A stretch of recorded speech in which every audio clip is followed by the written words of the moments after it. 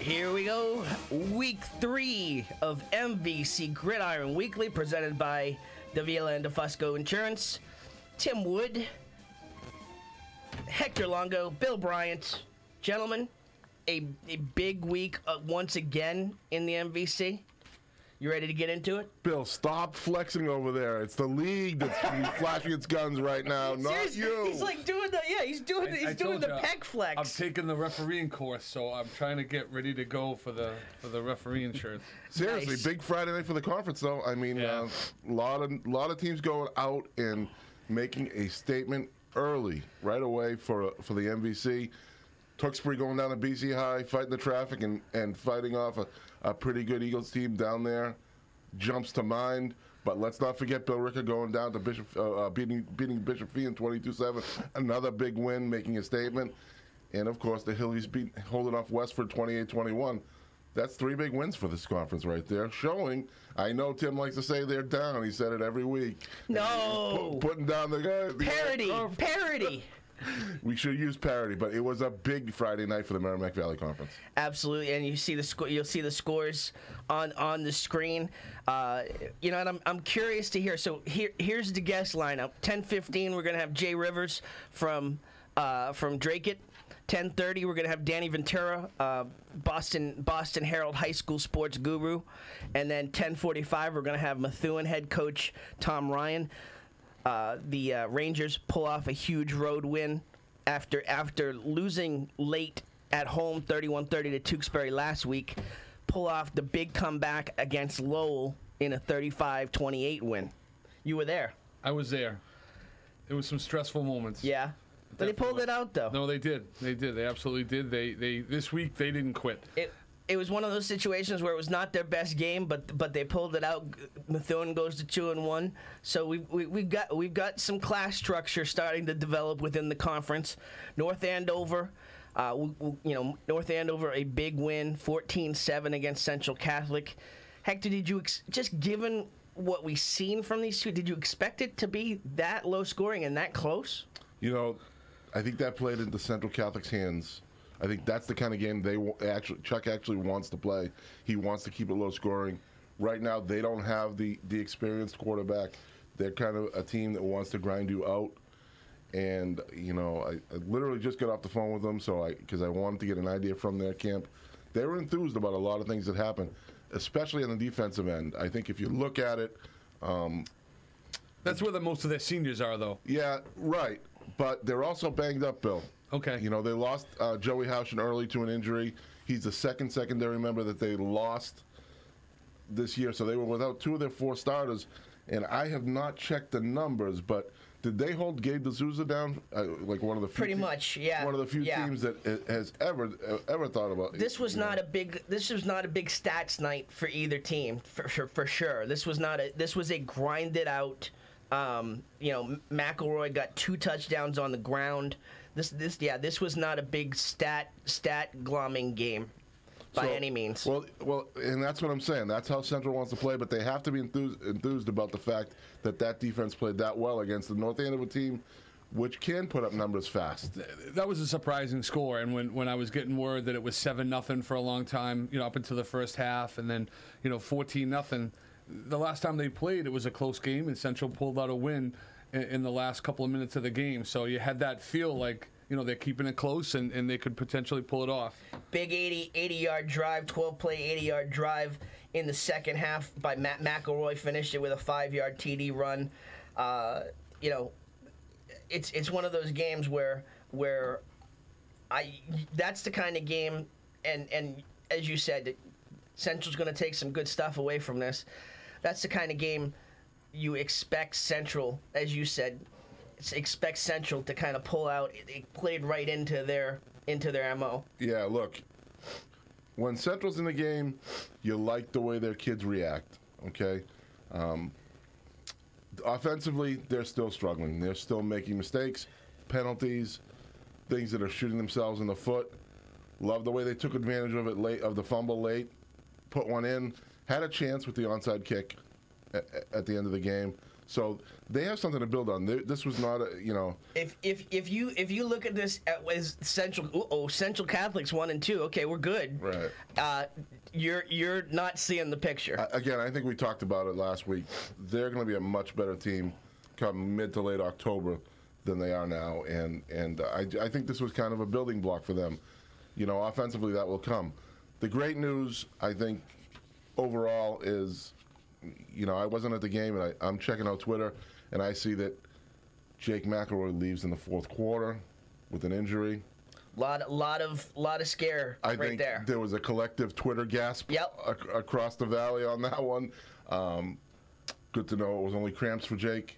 He's fine. He'll be back, and that you don't want to see anybody get hurt. Absolutely not. And again, there's that kind of season building for those guys. Yeah, you don't want to you don't want to see that ever. But that guy, he deserved. We talked to him. You've known him forever. Right. It's that type of kid that deserves to be right. You just want to see front and center for the full season. You want to see good things. That was good to hear. And again, talking to Coach Adamopoulos, they're hoping that the Haushin kid can bounce back from what he got last night. You don't want to say, but there's optimism there that he comes back. So that's a good thing too in that game coming out after a very physical Friday night. Anthony Caginelli. We can call him AJ here now. We can call him AJ here. Yes. No. Okay. AJ, lone score for Central. All right. Tewksbury 12, BC High 0. We mentioned it up front. It gave up. Tewksbury gives up 31 points to Methuen last week, and then this week just absolutely dominates a powerhouse school. 64 total yards they gave up to the Eagles. Hector, where are you at with them as far as where they stand this year? Tim and I at Al's Diner this morning. We were having breakfast. Okay. We missed you. Yeah. I don't know what happened. Things were misconnected, but that's going to be taken care of. Lou Blasi. I put that on Lou. Yeah. Once again, Lou was supposed to be the producer, and Lou dropped the ball on that one. I'm producing breakfast now? Okay. You're producing the person. You're producing the talent. The talent's here. I was just branded the talent? Oh, my goodness. Whoa. There's something wrong with that statement, Tim. Lou, I'm passing the buck, brother. That's worse than Hall of Famer, Tim. Man. Yeah. Talent's here. Talent's on time. Everything's good. Yeah, let's roll, right? Yeah. So where is BC High this year? I mean, they came in 1-1. They're probably a little bit down, but that's still a Division I Catholic Conference solid power. Yep. Okay? That school draws athletes. Yeah. You think of St. John's Prep, the St. John's Prep of the North Shore East, I would say. Obviously, Zavarian's on the other side, sort of west-ish, if you would, but not really, but, kind of ish. But so they never should really be down. No, they're not going to be down.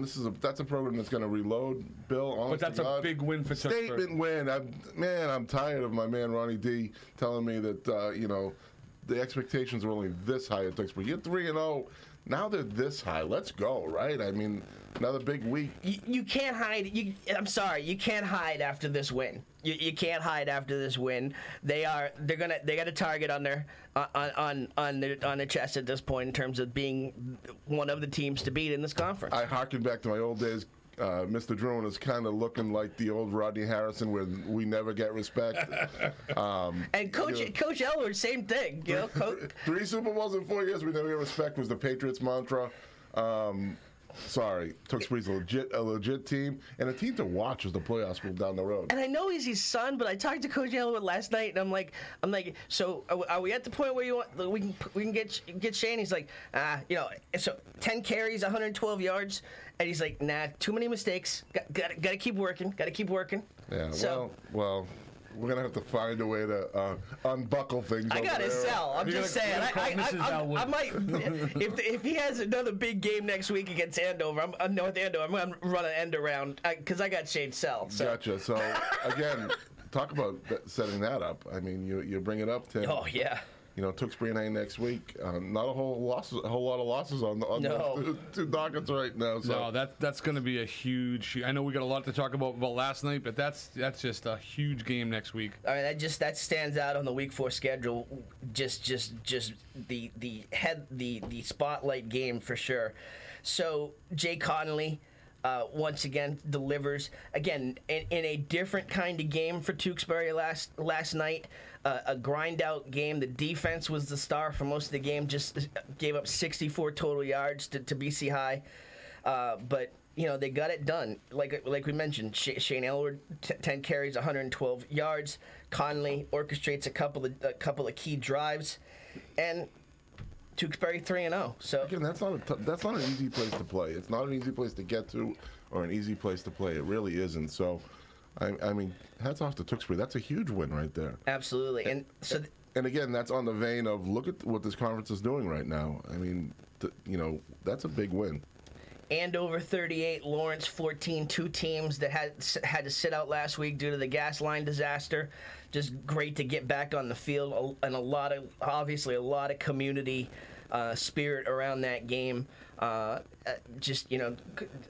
Dan Rivera, the mayor, was there. There's just a lot of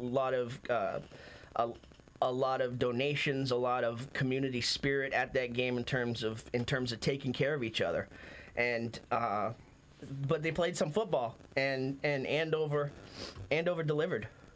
Return to normalcy for those kids, which as much as can be expected when today you're going to pick up a hot plate and an electric heater to put you over for the next couple months, which I find is truly laughable, but I do not want to digress in this case. Good for those kids to get out there and to be able to get a little bit and a nice little bounce back for Andover after the tough opener. It's hard not to digress. I saw your tweets. Yeah. And they're spot on. It's hard to not digress on this issue when you got the governor saying that they're gonna get their gas back on November 19th. Unacceptable. Now look, I realize we have a hurricane and those people are suffering in North Carolina too, so this is a smaller scale, but we're a big enough country and a strong enough country that something more than what's being done should be done, and I will stop right there. We can react to two different things going on. Yes, absolutely. But going back to the kids, though, talking about Andover, Victor Harrington, one of the stars of the week, an incredible stat: 11 for 11 for passing, 125 yards, 2 TDs, and he hit 6 different receivers. That is just an incredible performance for the week. Golden Warriors scored 21 points in 51 seconds in that game to really blow it open. That again jumped off the page to me as well. But a good win for Andover to just get the momentum back after that week off. As we mentioned, Methuen. You want to mention anything? I just wanted to say, if you look at it from the Lawrence angle, you have to start thinking about limiting those mistakes that allow those 21-point outbursts. Yeah. If there's been one Achilles heel for Lawrence over the years, it's been the fact that at times they just make a mistake and things compound. And honestly, that can't happen for them to be successful, under the new system. And in this conference. This conference. That was the Methuen-Lowell game last night. Methuen made a multitude of mistakes and found themselves, tied up with a couple minutes left in the game. You just can't afford that in such a talented conference. Tremendous segue, Bill. Awesome job over there. I appreciate that. Good job. How about Lowell, though? I mean, they're kind of this team that has the ability to put up points and the ability to scare you. That's all of a sudden, after with a little bit of a bounce back here, pushing Methuen to the limit. No one's talking moral victory here, but all of a sudden they're a team that you look at. Hey, we were talking moral victory for Methuen last week, so we can say it. Okay, fine, but you had better be ready on Friday nights to defend them. Right. And Methuen found that out this week, and Lowell's a danger to put up points anytime, and they're huge up front. Who wants to be behind 14 points at one point with anybody? And I know in this day and age with the spread offenses, things go fast and you can make up points, but still. I mean, still, you got a young offense there with Methuen, and like you said, down 14. As tough of a loss as that was last week, I came out of it and said it on the show and after the game. You want to see how a team reacts in that situation. Now, by any measure, that was not Methuen's best game last night at all. There's going to be a lot of stuff to break down on the tape, a lot of things to correct, penalties, interceptions, the whole lot. But to get that win on the road, down 14. I mean, that's a nice bounce back. That's what you want to see from a young team. And they were way more poised down 28-14. At halftime, they went in, and you basically got smacked in the mouth twice, and the half was over. So to go into the locker room and come out, there was definitely some energy on the sideline, and they didn't give across the impression that they were down and out. They marched the ball. They stopped Lowell right away, marched the ball down the field, and got stalled within the goal line.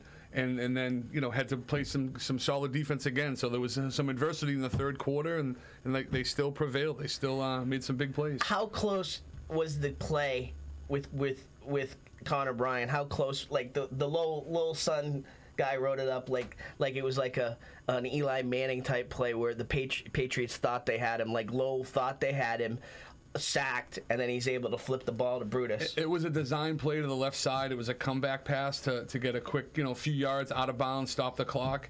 And I think it was number 70 who had a phenomenal game all night.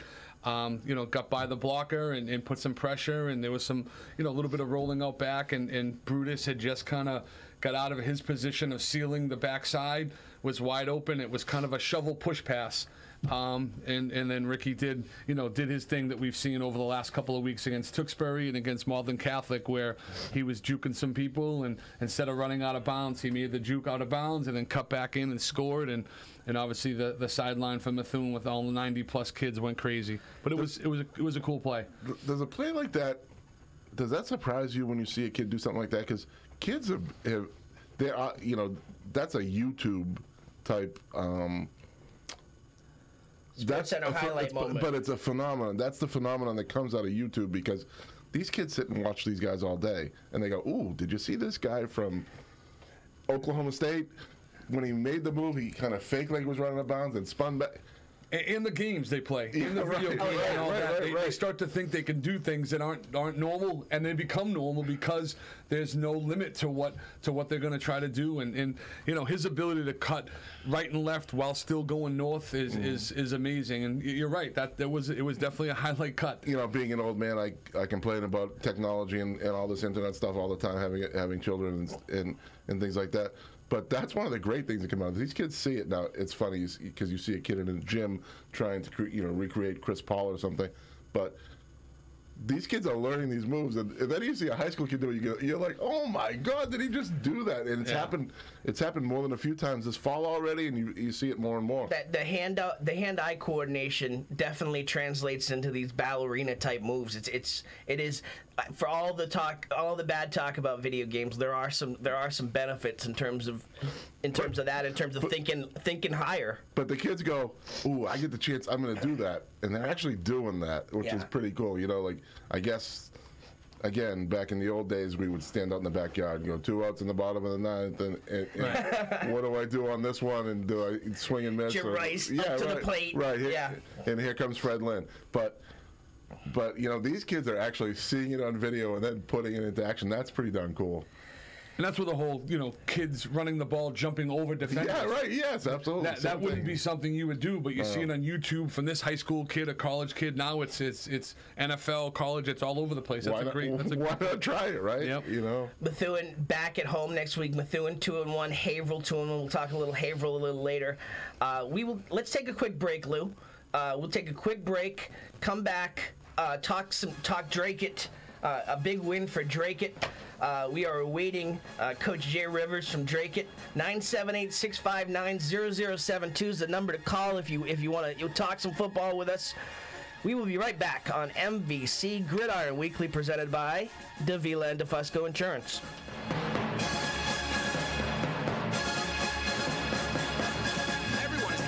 Social media, and all marketing roads lead through social media. If you want to make a splash here in the Merrimack Valley, you need to tap in. This is where the new CEM podcast studios come in. Of course, you can spend your time, energy, and money learning how to wrangle technology to make a podcast instead of running your business. Or you can invest in telling everyone in the Merrimack Valley, Massachusetts, New Hampshire, Maine, the Seacoast, or everywhere in the world about your great business, product, service, or yourself. The CEM podcast studio is a local audio and video studio dedicated to the craft of podcasts. Their studio Studios feature state-of-the-art recording and mixing equipment designed specifically to produce the best audio and video podcast. Best of all you need to worry about is your show, your business, and your brand. We do the rest. Call 978-686-9966. That's 978-686-9966 to schedule a no-obligation tour of the CEM facilities and meet with a podcast specialist. Or go to CEMpodcast.com to find out more about podcasting services. CEMpodcast.com, your window to the world. I love talking about my man Val Davila. It's a dream to own your own business, and Val and Susan Davila made that a reality in February 2013. They started with just 2 insurance carriers, but now Right in Place Insurance for Progressive, Safeco, Pilgrim, Plymouth Rock, and Mapfre, just to name a few. Need auto insurance, renters, commercial, or home? Davila and DeFusco prides itself in having lifelong roots in the Merrimack Valley. Put their experience to work for you. Visit them at 225 Broadway or call 978-241-7950 for a free quote, or visit them online at daviladefusco.com.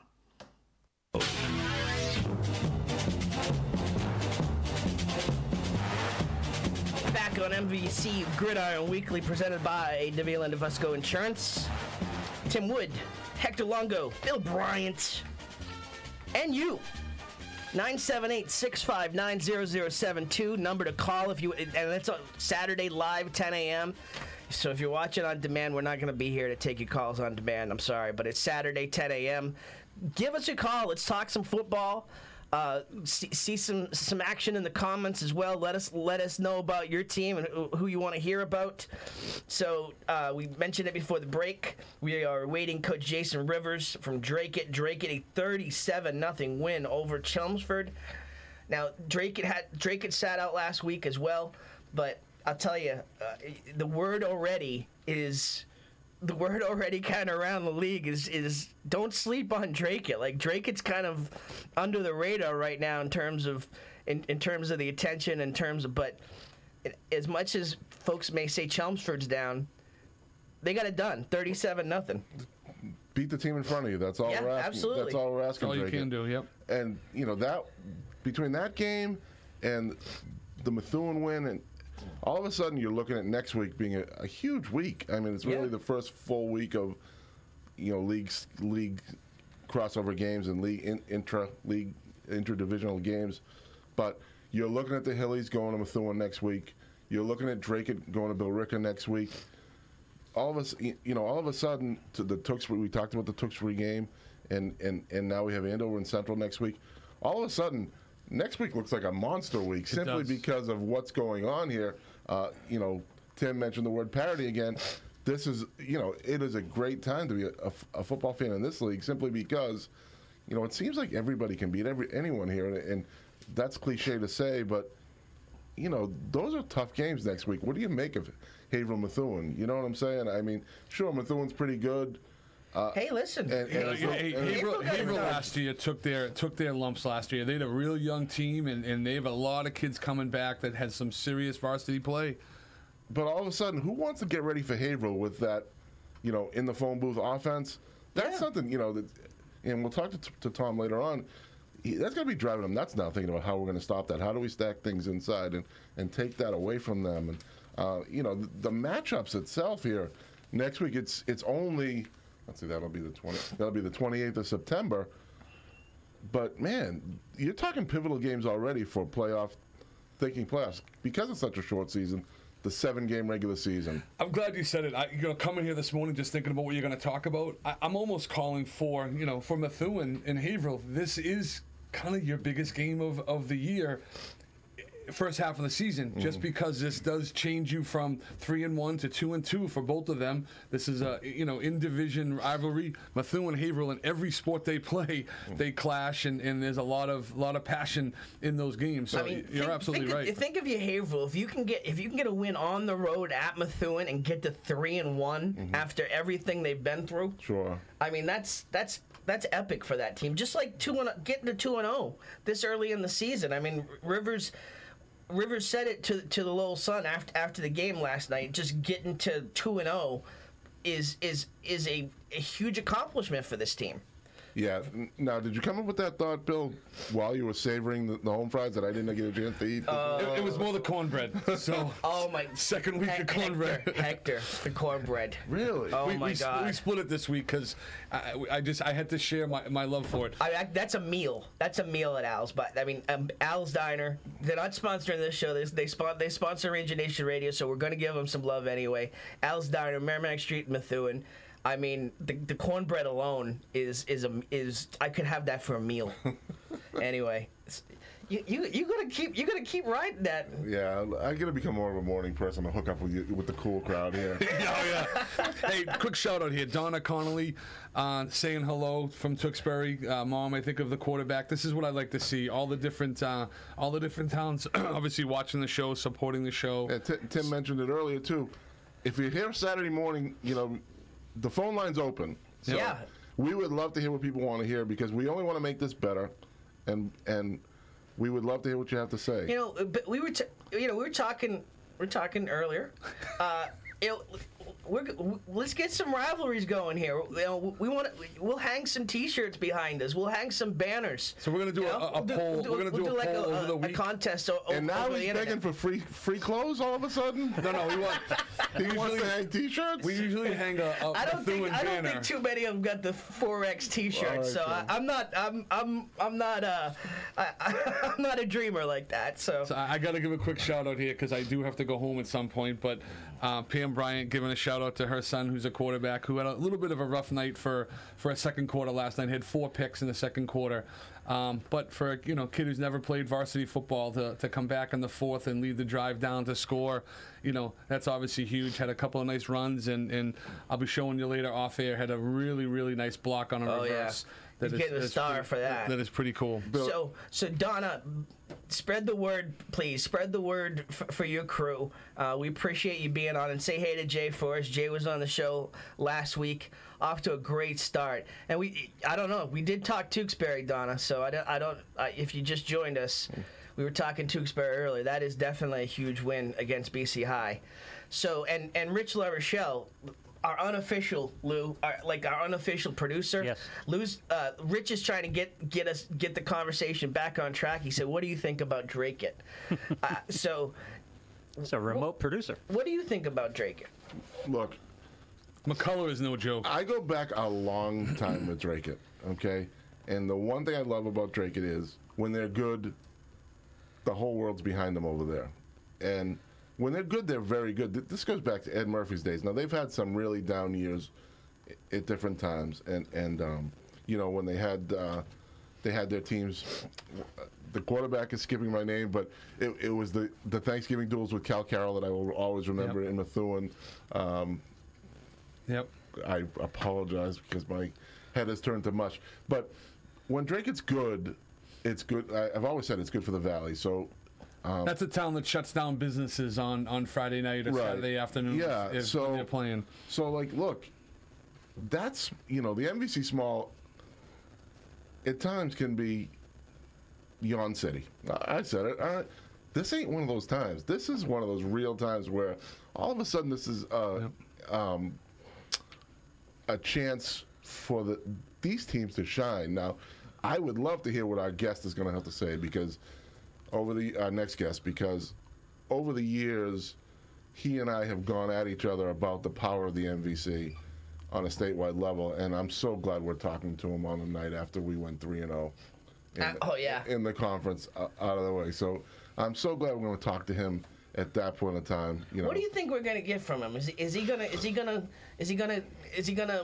own it in terms of the MVC? Probably not. Yeah. I'm sure he'll give us the wait and see attitude. I think we're efforting to get Mr. Ventura on the line.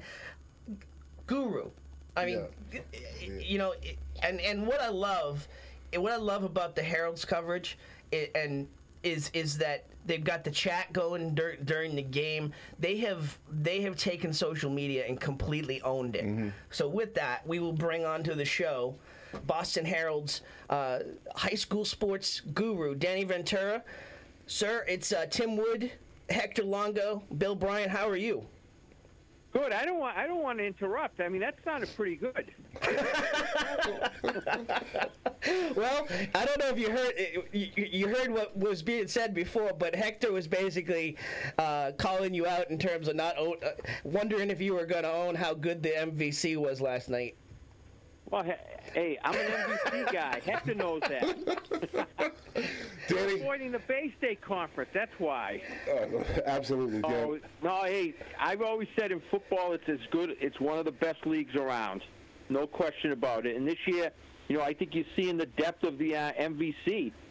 Now, You've got 4 or 5 very good teams. Danny, these guys asked me. I'd rather refer to you. Can you get a gauge on that BC High team? Obviously, probably not one of the great BC High teams, but that's a huge win for Tewksbury last night, right? Yeah, I agree. I mean, BC High lost 31 seniors, but let's face it. It's a school that's got probably 1,000, 1,100 boys. So I mean, they don't rebuild; they regroup. But that being said, that's a heck of a win for Tewksbury to go into Boston to beat that and shut them out. And they outplayed them. It was not a fluke. I mean, they deserved to win. They were the better team. So not to scoop, not to try to get the scoop, but I mean, would this in hypothetically, is this the type of win that would put Tewksbury onto your rankings? Oh yeah, I mean, they were a borderline Sweet 16 team as it is. Mm-hmm. I think there's no question that they belong in the Sweet 16, and they will be there. Now, Danny, you had North Andover at number 8, I believe, after week 2. Yeah. What does this do for them, the win over Central Catholic? I mean, obviously Central is not as good as they've been the last few years. They're a younger team, but that's still like Tewksbury. It's an excellent win. And North Andover came into the season with big expectations, and they've lived up to the hype early on. I mean, that opening win against Woburn is pretty impressive. I mean, Woburn is not a bad team, and they really manhandled them. So where does that shape up? Can you kind of point ahead? Are there stumbling blocks ahead for North Andover when you get out of the league? I mean, I'll tell you, I think the small is going to be extremely competitive. I mean, you got Tewksbury, you got North Andover. Brackett is much improved. And you've got Bill Ricca, who's solid. I mean, that's 4 good teams, and if you've got to play them 3 straight weeks, there's no softy there. Give us a little perspective. We're obviously focused on the MVC here, and we're seeing a lot of good football so far, but give us a little perspective around the state, like how once we get outside the MVC, once we get to playoff time, what's the powerhouses looking like that these teams might be facing, and where they might stack up? Well, I think you start with North Andover. I think obviously the huge obstacle they're going to run into in Division II North is Lincoln Sudbury, who beat them last year and basically returned most of their quality players. I mean, they're very big up front. Melrose said that's as good a team as they've seen in 10 years. They've got just about everybody back. I mean, they're clearly the team to beat in Division II North, followed by North Andover. If you're looking at some of the other teams, you go into Tewksbury in Division III. Yep. I think you see the 2 Lynn teams, who I thought were pretty good, both got knocked off. And in all due respect to Revere and Malden Catholic, those are games they shouldn't be losing. A team like Tewksbury, if you look at them through the years, when they lose, they've lost to teams that are probably as good, if not better.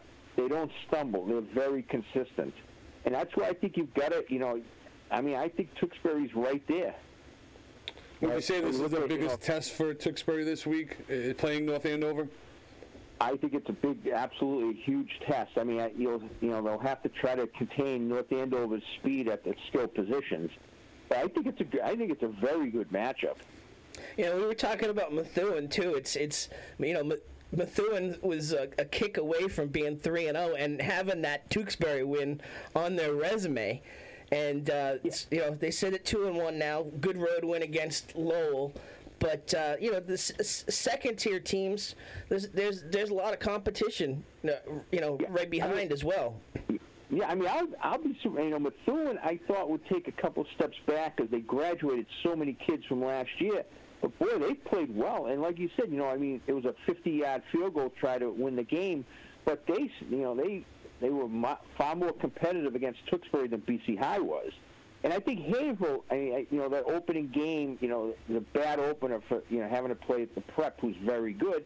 But I think Haverhill is a good pro. I think Haverhill's solid. Absolutely. We got Haverhill at Methuen next week, so that will be kind of a weeding out of well put, yeah. Yeah. So. And you had highlighted the Brutus last week after his 5-touchdown performance in Malden Catholic, had a touchdown. It was pretty amazing. And then Bryant to Brutus again this week to win the game. Brutus with 19 carries, 130 yards to Methuen, which is pretty wild.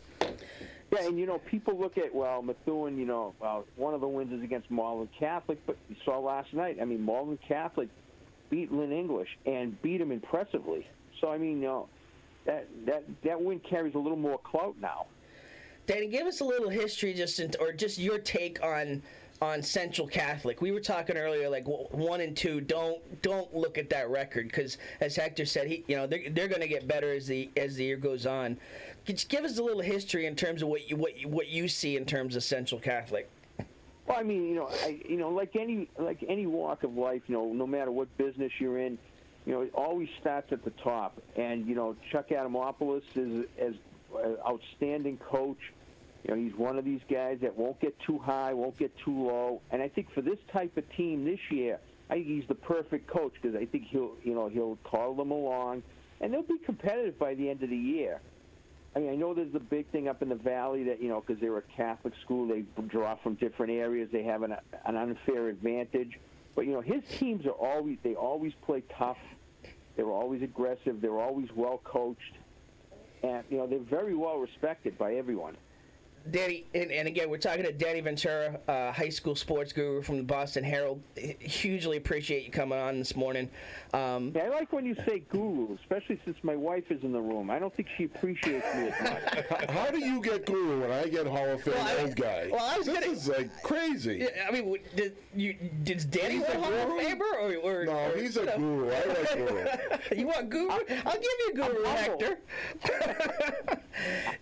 Danny, I've always said, I've been in sport. I covered sports for 26 years. I've covered Super Bowls, World Series, managing editor, Bleacher Report. But my favorite part of my career has always been, without doubt, covering high school sports. You have been in that. You have been in the game for a while, and does it ever get old for you in terms of the drama, the storyline, seeing the kids and how they react to situations? It's funny you say it, and Hector can relate to this because Hector's been around for a very long time. Very long time, like geriatric. Yeah.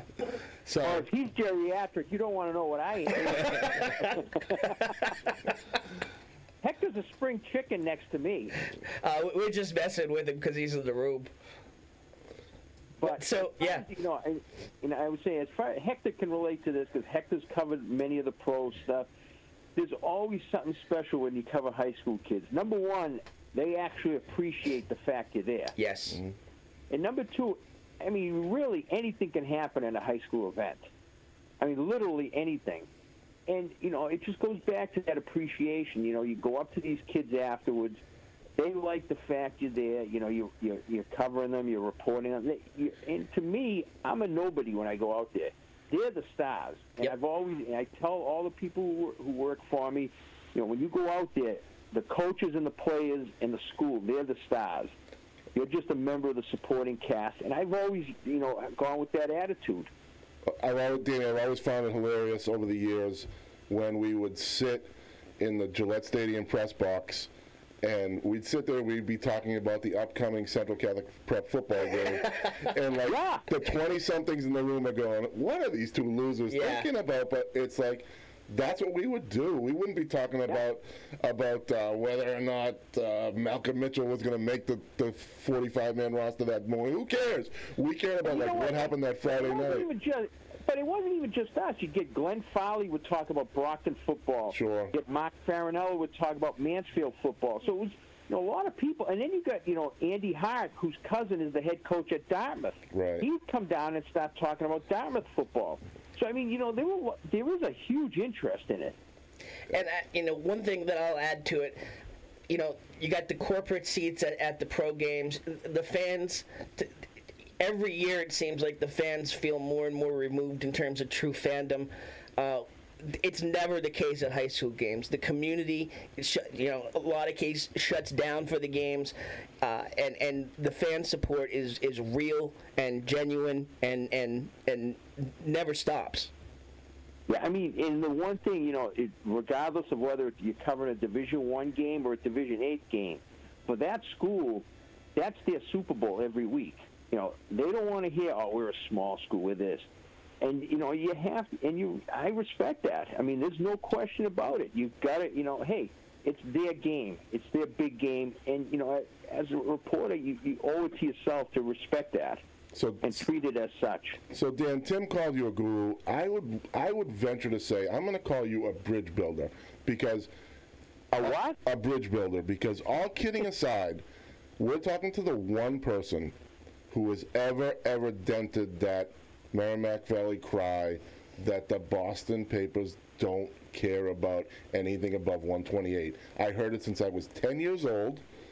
And Dan Ventura, with his coverage in the Boston Herald, is the one guy who kind of silenced that. So you have to give it up for him. Absolutely. Now, Dan, you and I kind of chatted this week a little bit about things, and we talked about the tough state of affairs in the newspaper business. Yep. You don't notice that with the Boston Herald's coverage on the high school scene. Can you talk a little bit about the commitment still being there? I mean, this starts at the top. We started with Pat Purcell, who owned the Herald for many years. His kids played high school sports.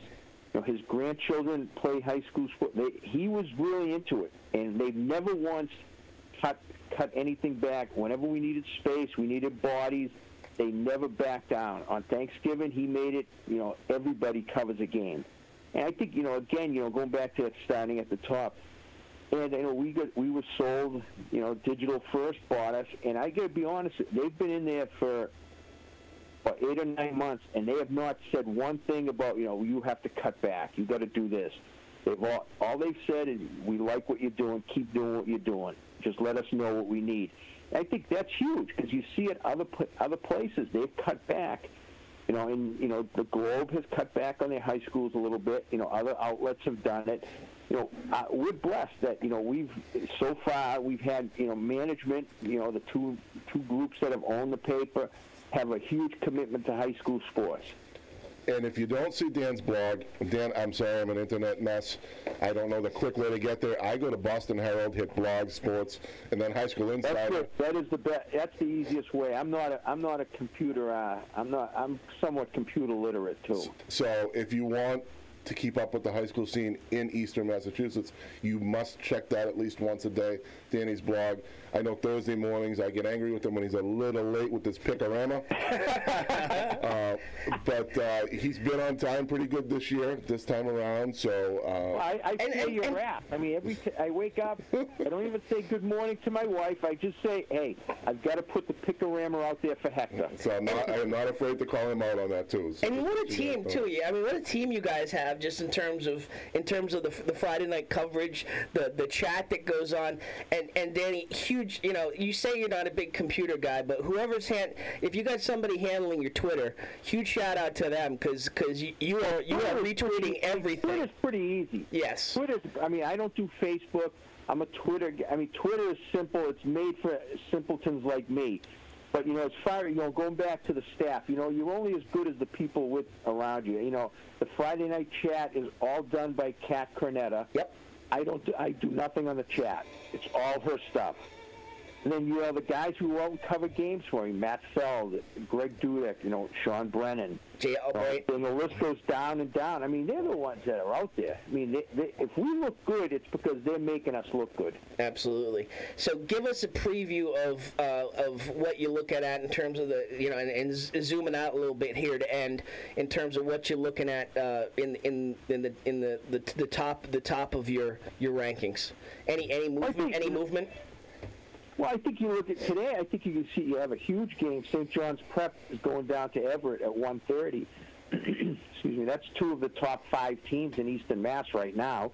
And it'd be interesting to see how the Prep can handle Everett's speed. because that's been the one thing that jumps out. You know, Zavarian and Mansfield, their coaches both talked about this. You can't simulate their speed in practice, and they're the type of team, you make a mistake, and 80 yards later, they're in the end zone. So I think that'll be big. You know, I think a lot will see what happens in that game today. That's clearly one of the big games. But as far as, going forward, staying up in the Valley, I'm really excited to see how the small shape plays itself out. Because, like I said, I think you've got 4 legitimately solid teams who are just going to beat the brains out of each other over the next few weeks. I mean, you got Tewksbury at North Andover, you got Drake at Bill Ricca next week. Two real telling games. Absolutely. And then those smalls end up playing the Division I teams too, which is even more difficult. So their off league competition is not easy opponents either. Yeah, I mean, like I said, I think there were certainly some of the teams. There are a couple of teams struggling, but by and large, most of the teams are competitive, which is why it makes for great football. And you've seen the scores of the games. I mean, the games are competitive. You don't see too many one-sided games. North Andover Central last night, it's a one-score game. Absolutely. Danny Ventura, Boston Herald. Hey, listen, huge thank you for coming on. Huge thank you for what you've done for high school sports, what you continue to do. And listen, I'm a newspaper guy as well, so please keep fighting the fight. I mean, if you ever want to start a high school athletic, if you ever want to start a high school version of the athletic, Hector and I are here waiting. That's all I got. That's all I'm saying. I'd be honored to join you guys. Danny, maybe one of these mornings we can get you up here, but don't count on these guys buying you breakfast before the show. We've shut him out. We've shut him out on breakfast the first 2 weeks, and we're not hearing the end of it. If Hector wants me to come up, I'm coming up. All right, sounds good, Dan. Awesome. I'll do anything for Hector. All right. Well, this Saturday I'm out. I'm in an event, so okay, there you go. There's an open chair for you. Hey, huge thank you, Danny, and oh, my pleasure. Anytime. Hope you if you spread the word. We're doing a new thing here in terms of social media heavy on this. It's on Facebook and Periscope and YouTube. So Twitter. And Periscope, Twitter, yeah. So just huge appreciation for what you do. Anything you need from me, Hector knows. Anything he needs from me, he's got it. Sounds good, Danny. You are the man. That's Danny Ventura from the Boston Herald. We'll talk to you down the road. Absolutely. Thanks, Take care, guys. Have a good day. That was an honor, honestly. I tell you, I mean what I say. He kind of bridged the gap from the Valley. Yeah. Bill probably wouldn't. I remember this back in the day. We always carried a chip around on our shoulder that nobody down there cared about us. And we still do on sports, on news as well. That it's only bad news that gets the coverage. But I mean, Danny completely broke through. Sure, he fights the battle. He, like you say, he sends guys like Bob Albright to games up here. Bob, jeez. Matt Feld. Those guys all come up here. Yep. So credit to the Herald and his blog and everything they do, because again, it's pretty cool for those kids. So. All right, let's take a quick break. We're going to get head coach of Methuen on the line next, Tom Ryan, talk a little Rangers football. And then we'll talk some star performers and preview Week 4. We'll do that all after the break here on MVC Gridiron Weekly, presented by Davila and DeFusco Insurance.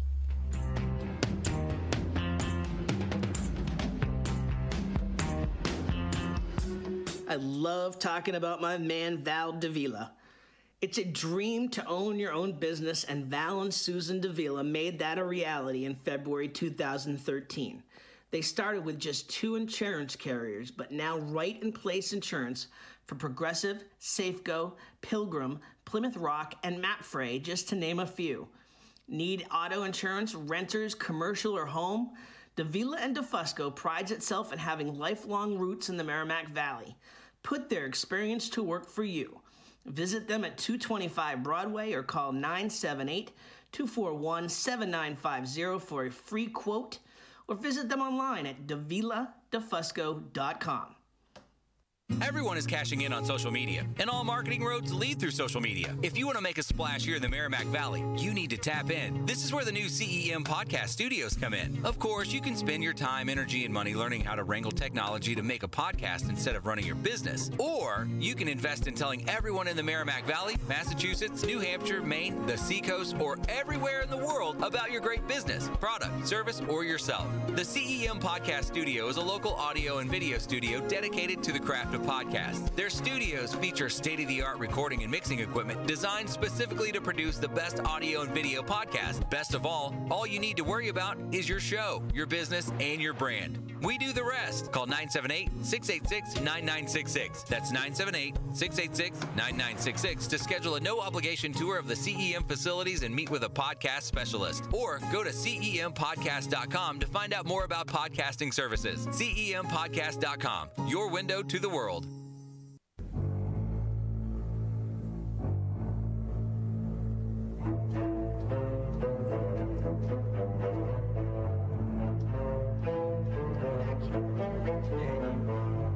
Back here on MVC Gridiron Weekly, presented by Davila and DeFusco Insurance. Hey, shout out to another one of our sponsors, Jen Hamilton, Realtor.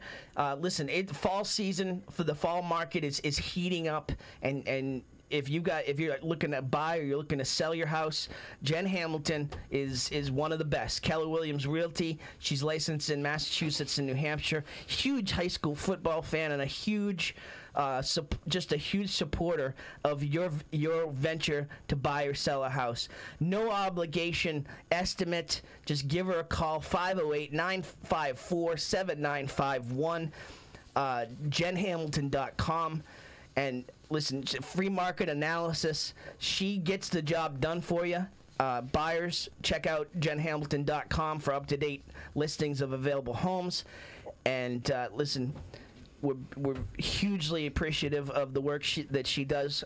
She's a sponsor of Loop Weekly. She's a sponsor of so many things within the community. And now she's a sponsor of MVC Gridiron Weekly. It's Jen Hamilton, Realtor, Keller Williams Realty.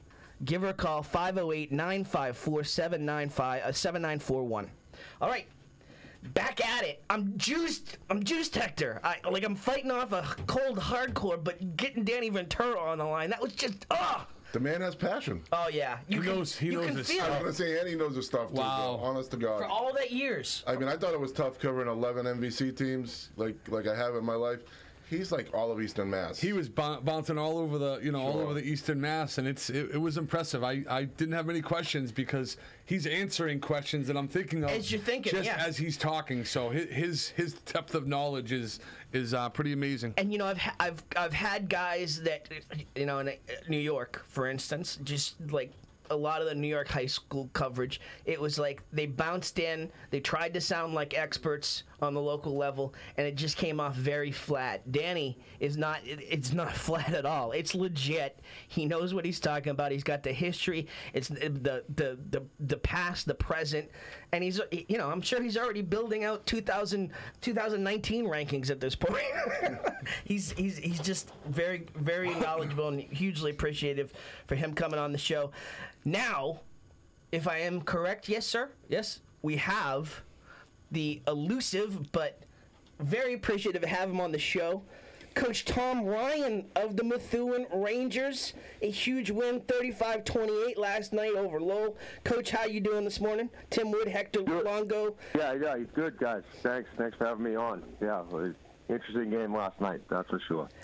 Coach, tell us a little bit in terms of, you and I were talking after the game with Tewksbury, and just, wanting that to be a moment that as tough as the loss was, that they can build on, that they can learn from. Not the best performance on paper last night, but for them to come back and get that done, you must be real proud of you guys. That was, as bad of, the second quarter as you can get. Probably the worst in the history of Methuen football, but, as bad as that was, the fourth quarter might have been one of the best in Methuen history. So, we have themes of the week from our team. We do different things. This week was being a finisher. So obviously that was a hugely important that we matched our theme. We talked about finishing games, and in the fourth quarter we finished, and it was pretty impressive on defense what we were able to do. J.J. Willett had an outstanding game at defensive end, and certainly for all the troubles that our quarterback had in the second quarter, he came through for us at the end. when we really needed him the most. And of course, Ricky Brutus is a real good player, so we made the plays when we needed to. And I told the kids after the game, I mean, that was, I'm proud of those kids. They worked their tail off, and we finished, so that was important. Coach, real quick, losing Sammy Ferrulo in that one of the plays, I think it was one of the interceptions. He looked like he got hurt pretty good, came out of the second half, taped up, and ended up going both ways after that. How big was he in the second half for the Rangers? Pretty big. I mean, we settled some things down in the second half on our offensive line. We played very poorly up on offense in the first half, and he was... he would admit that he probably didn't play his best, and we missed a few things. But he came back in the second half, and he looked at me and was like, "Coach, I can play defense." And I was kind of weary because of his injury in the first half, and he played outstanding. Our defensive ends right now are playing at a pretty high level, not just as far as like statistics and things, but some things that their rules that they're following, and covering backs out of the backfield and different things they're doing is really messing a lot of teams up. And I know, last night that was a big part of that win, covering some of those backs they were trying to leak out of the backfield, and other teams may not catch that, but our defensive ends are smart, knowing when to blitz off the edge and then still being able to pick up a back as it crosses your face. And so that he was awesome in the second half. An excellent compliment to J.J. Willett on the other side. So Sammy, he's got a little bit of a turf toe, but he's a tough kid. He'll be fine. How about Romano having a sophomore come off to the sideline to talk to you during defensive calls? How huge is that, knowing you're going to have this kid for a few more years after this year? Yeah, I mean, we were searching for stuff at halftime because it looked pretty bleak, and I was in the locker room, and he was sitting right in front of me, and I think, just one of those coaching decisions that I got kind of lucky. I looked at him, I'm like, wait a minute, we're going to put him on the line of scrimmage. In the first play of the second half, he has like a sack, a huge tackle for loss, and so we put him down a bunch of times last night, and he's as versatile as you get. And yeah, he's a talented player. He's sometimes we got to figure out a way to get him some breaks because he's playing basically every play. So because we need him to, because he's that good. But we'll figure that out as a staff to get him a little bit of blow. But he's a talented, special player.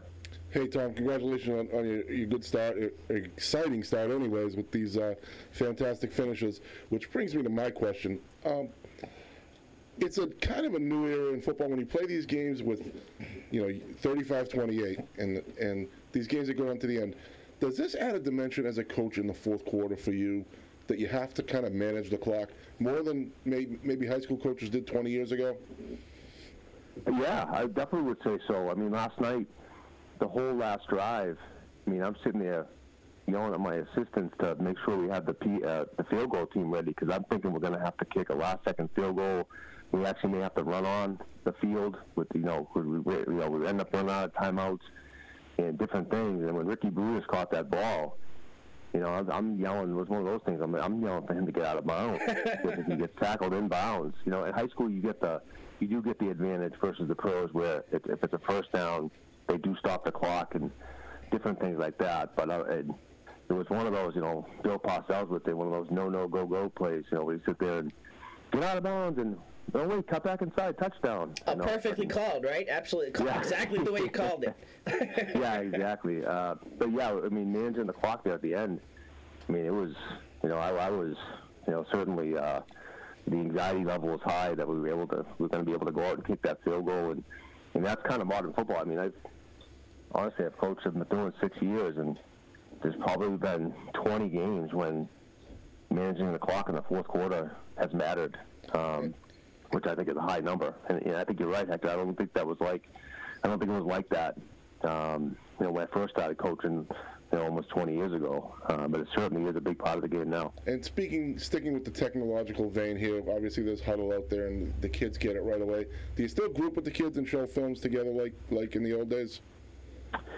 Yes, there's a lot of different ways you do that. So sometimes on Monday. But I would say, to be honest, to kind of answer your question, when I was in high school, it was you sat with the coach and you watched like almost the whole game. It's not really like that anymore. Like we'll watch selected plays, and Huddle has a couple features where, especially early in the season, we'll have a, like my defensive end group. I do the defensive ends, outside linebackers, and I'll pick 4 or 5 plays, and you can kind of illustrate them up, and you can circle things and put little text boxes, and then you send the certain kids those 5 plays as like a learning tool, just to them, So we do a lot of that early on, but we do on Mondays. We'll sit and watch film with the kids for like, I guess again, certain selected plays. But so it's changed a little bit, but it's film, the Huddle thing is so amazing. So the only reason I asked that, Tom, is because I'm wondering what the reaction is going to be when Brutus plants that foot to fake going out of bounds and turns inside for the touchdown. What the kids are going to be in that room at that point in time. Yeah, I mean, there was I think it was like probably 26 seconds or something at the time he did that.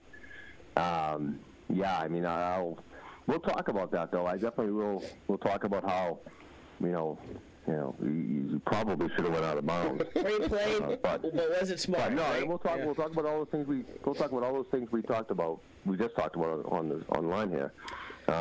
When we get 26 seconds, we do get stop time, but timeouts, and I like to talk the rules and things with the kids because a lot of the kids don't really watch football as much as you think, so they don't understand certain concepts. About like running out of bounds or certain things. So we like to talk those things out, and hopefully we'll learn from it. I mean, he scored a touchdown, so it's pretty good. But Coach, you got a lot of young kids on this team, and a lot of graduated seniors. Where is this team at right now in terms of where you were hoping it would be? I mean, we're in a good place, and I think if you asked me last December, where I thought we'd be to where we are now, I would say differently. I was a little concerned graduating all those seniors, but I mean the strength of our off-season lifting program and different things that we do in 7-on-7s, and it showed. And the kids really put a lot of work in. So, and some are on their own, going to camps and different things. That's become a great thing in what we're doing now. The kids really have invested themselves into going, Bentley camps or this camp or that camp, and I love where we're at right now. We got to play a 44-minute game though. We started out of the gate against Tewksbury really good, and we didn't finish. We started out of the gate last night, and then really good, and then we stopped playing for 25 minutes, and it cost us.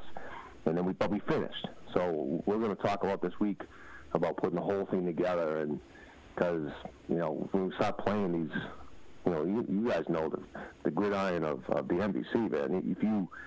If we have second quarters like that, we're going to lose most games in the MVC. We were kind of fortunate to kind of squeak that one out last night, but so we got to concentrate for 44 minutes. That's kind of sort of be our theme of this week. Focus for 44 minutes. So hopefully we'll be fine. But I love where we're at. A lot of good athletes, and the kids love playing for each other. They play hard. We just got to play smarter. What's the keys that you're looking at against the keys in terms of coaching up for Haverhill this week? Well, we're just in the process of exchanging films. I've seen them a little bit. This is going to be a lack of a better term, like a backyard brawl. They're going to come in double wing. They're going to come in some old school formations, and kind of like Tewksbury does. But then they're going to try to smash you, control the clock. When you read the article last night, their game against Westwood, they eat up chunks of time with their offense. Just kind of like old school, like Hector was talking about in the '90s, where you'd have teams running I would say 4 yards in a cloud of dust, but now it's like 4 yards in a bunch of rubber pellets. But it's less smart in football. But that's what they're going to do to you. If we can't match that up front, then they're going to eat up quarters of time, and our offense is going to be sitting on the sideline. So we got to be able to match them physically up front, and certainly turnovers play a huge part. But so I'm interested to see the film and to see how we're going to attack that, but that process is going to start in about probably when I hang up this phone, because I think the exchange is happening as I speak right now. So we'll see. With Coach, with both teams 2-1, conference matchup here. Haverhill and Methuen has a long history in pretty much from golf to soccer to tennis, and obviously on the football field. What are you expecting the crowd to be like as far as both sides? They travel well. Expecting it to be a pretty incredible atmosphere. Yeah, I mean, our place has Methuen Nicholson Stadium has become like the place to watch a game. It's when they redid the field over, the away stands and, the atmosphere is amazing. So I would imagine that they're going to travel well. We beat them last year when they were down a little bit, but, they're back up, and we hadn't beaten them for the previous, 6 years. We've had a lot of good games against them, so I think it should be a packed house. I think, they're like school with us. I mean, I always say that a lot. They are very similar to us demographically, and this should be a huge rivalry because we're a lot alike. Everyone's buying what you're selling on Ranger Road, Tom. What can I say? What can you say, right? They're buying what you're selling over there. Billy wants them to buy hot dogs. And that does come back to you. Hey, just real quick, the extra point block last night by McKinnon, that ended up being pretty big. I'm pretty sure it was their last touchdown, and putting him in the middle to get that extra point block ended up being a pretty big play. Yeah, absolutely. It's one of those things where you don't think at the time how big it's going to be. He admittedly, he had a little bit of a tough game last night with a couple penalties that he usually doesn't do. And that kid has come ridiculously far, and I'm so proud of that kid, what he does. And his dad, I can hear his dad right now in my head. Put your hands up. His father is a great guy, and he's always telling his kids to put his hands up, and I'm glad he did on that PAT for sure, because that ended up being a huge point. So, that was big, and he's going to make a lot of big plays for us, and we need him to. I think this week's going to be. We need him this week against a rough and tough Haverhill team. So, I'm proud of that kid. Coach Tom Ryan, Methuen Rangers now 2-1, heading back home. We'll take on Haverhill in Week 4. Coach Ryan, always a pleasure talking to you. Huge congratulations on the win last night, and hope to talk to you down the road here on MVC Gridiron Weekly. All right, thanks, guys. Thanks for having me on. Right back at you. Thanks, Coach. That's Coach Tom Ryan from Methuen. All right, so going to wrap up the show here, guys. We're into a little overtime, not as much as last week, so we're getting a little bit better with the clock, Lou. Streamlining. Star performers. As long as you're willing to pay and go as long as you want. I know that. Trust me, my wife hit me on that after the 4-hour show on Thursday. Trust me. Star performers. Give me 2 star performers, Bill, that you saw around the league last night. Once again, Victor Harrington, freshman in Andover, 11 for 11 passing. That in itself is amazing. 125 yards, 2 touchdowns, and he hit 6 different receivers. That's someone that has a command of the field and his eyes wide open. And the second one is who Methuen's playing next week. Haverhill, 10 carries, 109 yards, 2 TDs for David Carrero. That's a big night right there. Hector, I see that you're leaning defense. Well, yeah, I'll go over to the Central Catholic North Andover defensive slugfest over there last night. I'll start on the winning side. Obviously, Mike Roach with North Andover had 3 big sacks for them, kind of blunting the Central offense a couple times on drives. Defensively, Mark Federico had an INT and a sack, and Rafael Uswoman had a pair of sacks too. But you cannot leave out the other side of the ball. Kid by the name of Mark Cassis for Central Catholic, a junior linebacker, had his best varsity day defensively, leading a Central defense that, like I mentioned earlier, was missing 2 guys in the secondary and still found a way to slow Gabe D'Souza down. He had 4 catches for 26 yards. So hats off to the defensive guys over there at the Central Catholic North Andover game. I will stick with defense to start my star performance. Tewksbury defense, just 64 yards given up against BC High after surrendering 30 to Methuen the week before. Huge win for Tewksbury. And then, let me see. I'll go to Drake. I'll go Cam McCullough.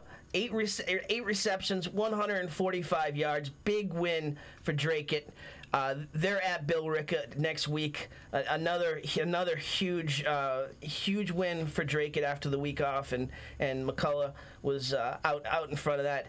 Also, we'll give some honorable mentions. Jacob Rivers from Drake at 85-yard opening kickoff return. Devin Lambert from Drake at 265 yards passing, 2 TDs. Nathan Young, Billerica, big interception in that game to change the momentum in a win, 22-7 over Bishop Fian. Got to give a little love to Shane Allward again. Tewksbury, 10 carries, 112 yards, and then a 30-yard halfback pass to John Kelly. That kid's a special little athlete right there. Oh, yeah, without a doubt. Carlton Campbell, Haverhill, 6 carries, 75 yards. Tommy Duncan, Andover, 47-yard interception return for a touchdown. Josh Ramos, huge again for Andover, 12 carries, 120 yards, 2 TDs. Brendan Moody, 3 receptions, 85 yards, 35-yard TD catch for Andover. You mentioned Harrington. We talked about Roach. Jake McElroy, huge again for North Andover. 2 rushing TDs, only 2 TDs in the game. Justin Villanueva, 2 interceptions for Lowell as they battled Methuen. Ricky Brutus, again, 19 carries, 130 yards. Michael Palmer, is that his first TD from Methuen? I think he might have had one in Malden Catholic as well. Okay. But Michael Palmer, a 5-yard TD run, and Kareem Coleman, 67-yard TD reception from Connor Bryant from Methuen. So there's our honorable mentions. All right. So, what about the Hector Longo Memorial Field Goal Kicker of the Week? Seamus Florio, 19-yarder for Andover. Not as impressive as the last couple, but we're keeping the field goal streak alive, baby. Keep it coming. Keep it coming. We love our kickers. All right. Right now, I am asking you, class of the league, your one team that's number one for you right now. Yeah, you have to go with North Andover right now. You know, beating Central, they haven't done that in a very long time. They've noted to be a top team this year, and right now, until they're beaten, you can't look away from them. Don't ask me. I was just going to say the same thing. I had literally had the until they're beaten line which came right out of your mouth. Obviously, North Andover, they look the part. They're living up to the hype through 3 weeks here. But it's early. Look at next week. Next week is a pivotal week, obviously. I live in Methuen. I'm a Rangers fan. They're home against Haverhill. But, boy, as a football fan, I got to be at Tewksbury, North Andover. Yeah, that's a huge game, obviously. I'm going to beg to differ on that. You're going to the Methuen game and you're buying some hot dogs. As much as I want to know the score of the Tewksbury North Andover game, you're staying home and you're supporting Ranger Nation. Can we talk concessions next week a little bit? I just want to, because you guys need a little bit of more of an. I need a little more, some variety. Can somebody throw a crock pot of chili over there on Ranger Road or something? Anything. I'll bring my chili. Billerica still the best? Billerica's solid. I love the grilled hot dogs at Drake it too. Yeah. So we grill our hot dogs. Listen, let's talk concessions next week. Absolutely, best concessions. It's on the schedule. Folks, bring your concession talk next week in the Merrimack Valley. That's what we want to hear. Lorianne, Karen, I need some help. All right, next week's games, we already mentioned Tewksbury, North Andover. What else stands out for you? My best wishes go out to Lawrence, trying to tackle Everett. Randy Ade has the right idea here. Test your kids.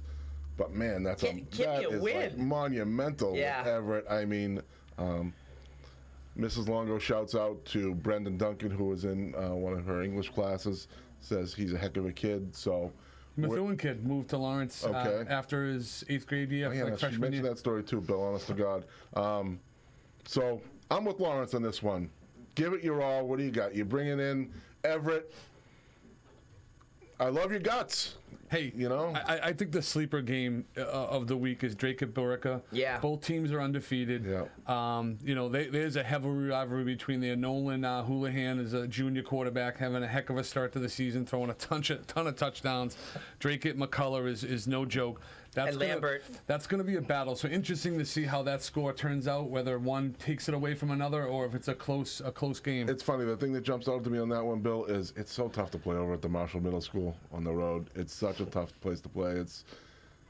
kind of, how do I put this? Little old Boston Garden. Intimate. Dingy / uneventful to go there. It's kind of a strange little place, kind of hidden in the way back, but man, Intimate and nostalgic. it's not easy. For the It is positive. not easy to play there. I can remember games there, going to cover teams from the east side of the valley, traveling out there and having double 20 fans, 30 fans there. It's such a place. Nobody, it's so hard to get to, so people end up not going. So that's a tough place to play on the road. If there's one team that's going to know how to get there and travel, I Fort guess. Bill Ricker, it's definitely going to be Drake. Yeah, so that's one advantage I give Dwayne Sigsbury's crew, that they do have the home field there.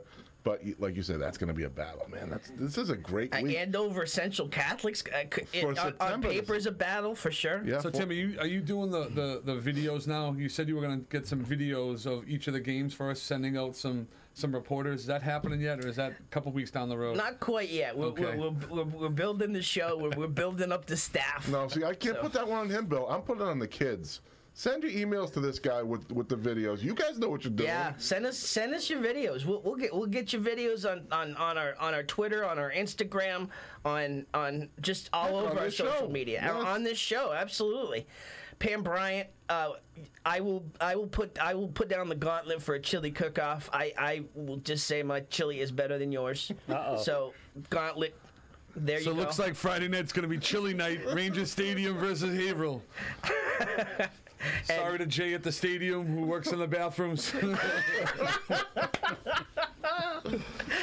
on that note, we will. Anything else? Any final thoughts, Hector? I am good. Yeah, I am good. Leave it on that. Another great week. Thank you, Danny Ventura, for showing up. That Absolutely. we definitely appreciate that. And of course, thanks to Tommy, who's I've known since working camps with him back in the old days. So I really appreciate him showing up too. For you? I'll just say this is exactly what I thought it was going to be. Just great conversation, coaches, players, and Ventura said it. It's highlighting who the most important people are in this whole conversation are the student athletes, and I think that's the part for me that's the fun, is to read names of kids that I coached travel lacrosse against, travel basketball, Pop on a football, and now they're in high school and doing this, and their moms are on, and friends and family members. This is just what I thought it was going to be. Donna Conley says she has videos. I'm sending you. I'm going to put my email in the comments right after the show. But we definitely want your videos, and we're gonna start just working these rivalries too. We want send us your T-shirts, send us your flags. We'll put a flag right up here on the wall. Absolutely, right in the back, and we'll start fanning the flames a little bit. Again, just let us know what you want. We want to make this show good for you guys. So. Absolutely. Our goal was just to make this the most professional product possible out of the gate, and from there we're going to keep building in what you want to see, what you want to hear. Final shout out to Marie Pearson from Florida, always tuning in to Wednesday night and into the Saturday morning show. So Marie, thanks for always supporting us. For Hector Longo, Bill Bryant, Lou Blassie, huge shout out to Tom Ryan, Coach Tom Ryan, and Danny Ventura. Tim Wood saying, catch us on demand at MVC Gridiron Week on Twitter, at MVC Gridiron Weekly on Facebook and Instagram. We will be back with you next Saturday, 10 a.m. MVC Gridiron Weekly, presented by Davila and DeFusco Insurance. Till next week, have a great one.